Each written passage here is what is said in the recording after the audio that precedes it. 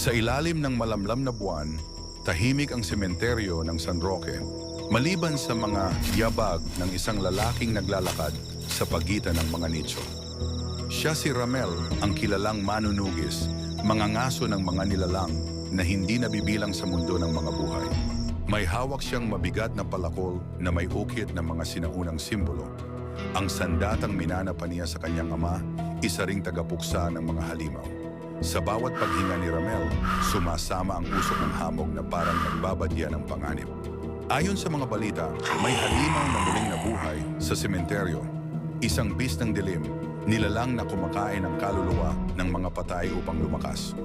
Marami na itong nilamon at ngayong gabi, oras na para tapusin ni Ramel ang sumpa.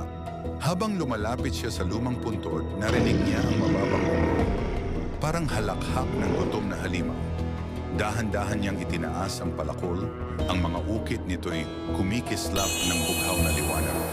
Mula sa anino, lumitaw ang halimaw, patay nagliliyab, balat ay parang nabubulok na laman.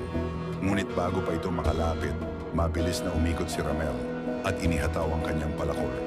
Sa isang malakas na sigaw, tinamaan niya ito sa dibdib at ang halimaw ay nagliyab ng pilang na liwanag bago naging abo. Tumahimik muli ang paligid. Ang hamog ay kumalat na parang kurtina ng katahimikan. Tumingala si Ramel, tinanggal ang pawis sa noo at mahina niyang binigkas. Isa na namang kaluluwang napalaya. Lumakad siyang palayo, dala ang kanyang palakol at ang bigat ng kanyang misyon. Sapagkat sa bawat sementeryong kanyang napupuntahan, may bagong halimaw na naghihintay. At ang manunugis kailanman ay hindi natutulog.